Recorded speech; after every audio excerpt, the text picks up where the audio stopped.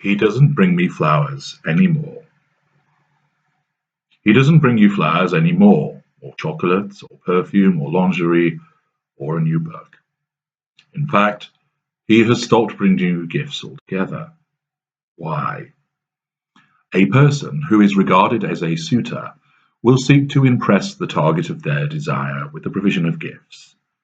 These range from the obvious, flowers, jewellery, chocolates, through to the less obvious, the selection of an obscure piece of literature, sponsorship of an animal, or an experience.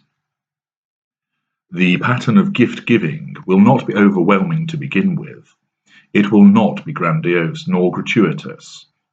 It will not be on the flimsiest of reasons. See the creation of golden milestones in the video, the creation of unusual milestones. It will accord with birthdays, Christmas, achievements by the other person, and those just because moments. For instance, welcome home, or I saw this and knew that you would love it, or I just wanted to get you this to thank you for your help. The provision of gifts will not just stop. This is for two reasons. A, the gift giving from a genuine and healthy individual is not feast and then famine, and B, there is a genuine motive behind the giving, as opposed to flagrant self-interest. This approach to the provision of gifts of whatever nature applies to the normal individual, the well-adjusted one who is seeking to make a good impression at the outset of a romantic relationship and showing thoughtfulness throughout its existence thereafter. The fact that you once received gifts and then you suddenly do not is a particular red flag with regard to our kind. The first matter to consider with regard to the relevance of the pattern and nature of gift-giving is how that manifests with regard to the school of Narcissist.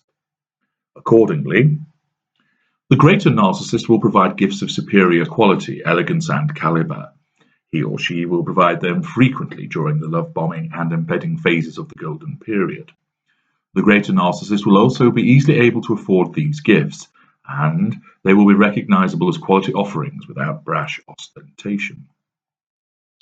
The mid-range Narcissist is the most prolific giver of gifts during the golden period. He will provide them frequently, often several times a week. If your birthday falls in the golden period, expect him or her to outdo everybody else in terms of the nature of the gift. The mid-range Narcissist, especially lower mid-range or middle mid-range, will often exceed their financial capability when engaging in this gift-giving. The lesser Narcissist generally does not engage in much gift-giving at all. Yes, there may be one or two instances whereby this exceeds the norm. However, the lower lesser and the middle lesser may provide one or two gifts, but little more than that, and will be likely to provide you with stolen goods or with gifts obtained using money that he or she does not have. The upper lesser is a different proposition. The low lesser or middle lesser is likely to be an Indian giver, even during the Bronze period, which is the lesser equivalent of the Golden period. The upper lesser, invariably having significant personal wealth, will be a flamboyant and almost overbearing gift giver. What he or she will provide will be decent, but will lack any real thought, imagination, or indeed even taste. Thus, with these patterns established with regard to the schools, and remember, this is but one strand of the narcissistic dynamic, and therefore, if your particular situation does not accord with that described, do not think that this automatically means that that individual is not a narcissist, but rather their pattern of gift-giving does not fall within the norm of the narcissistic dynamic.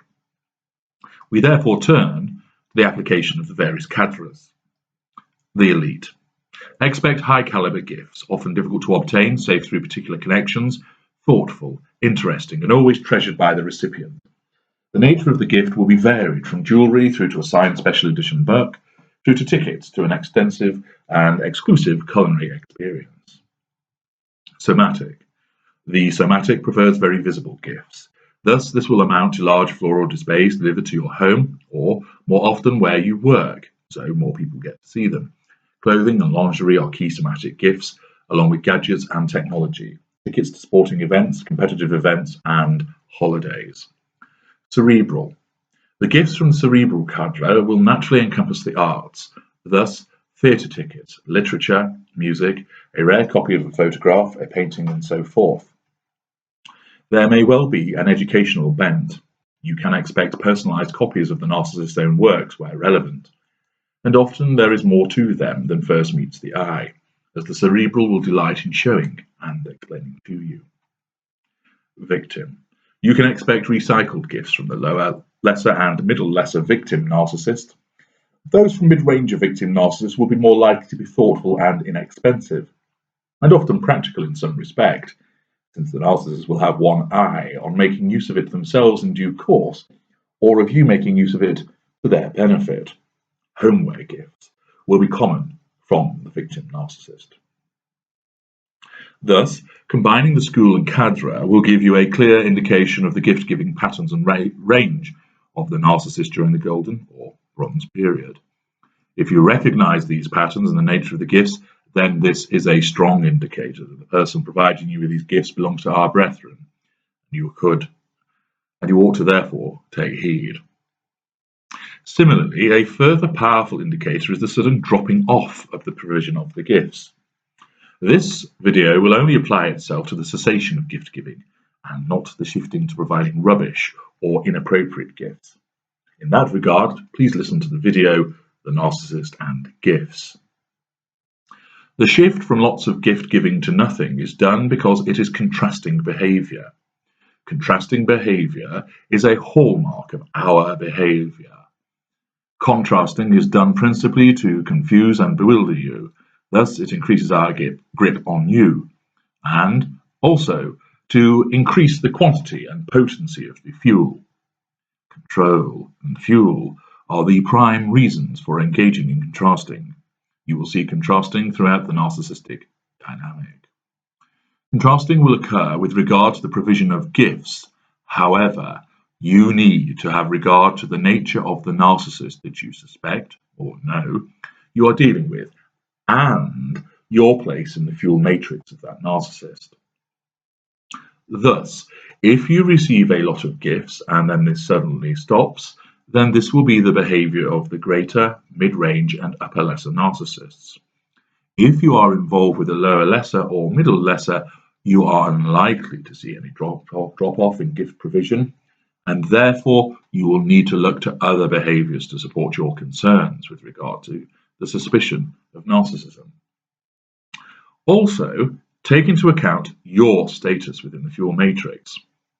If you happen to be a tertiary source, although you are highly unlikely to realize you have some kind of involvement with a narcissist, if you are a tertiary source, then the sensation of any gift giving is indicative of being devalued. If you are a non-intimate secondary source, the gift giving will not be as frequent to you as it would be for an intimate source. What you need to look out for instead is not so much the drop-off of gift giving towards you, but a drop-off through triangulation. This means that if you are a non-intimate secondary source and you are being devalued, it will manifest in you not receiving a gift when other non-intimate secondary sources do. Thus, if you are an NISS family member, other members of the family will receive gifts, you will not. If you are a colleague NISS, your colleagues will receive gifts and you will not. Ditto amongst friends.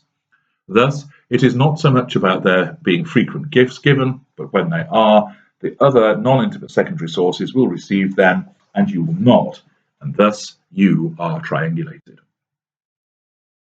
If you are an intimate partner secondary source, shelf, you will enjoy the provision of gifts in accordance with the school and cadre as described earlier, and these will continue throughout the golden period. If the gift giving stops when you are not with the narcissist, then this is merely representative of your shelf status, and it is not devaluation. If no gift is provided when you would expect to receive one, for instance your birthday or at Christmas, even though you are not spending time with the narcissist, this is also not devaluation. You are on the shelf, and therefore out of the mind of the narcissist. If, however, you are spending time with the narcissist and there are no gifts being provided at all when there once was, then this will be a corrective devaluation aimed at bringing you back into line. If this continues for a repeated and extended period, then this will be part of your disengagement devaluation, and you will shortly be disengaged from. Finally, if you are the intimate partner primary source and the Friday flowers are not being provided, jewelry has halted. You drop hints about gifts and there is no response. Remember, there will have needed to have been gift provision during the golden period to create this contrast. Then this is a clear act of devaluation.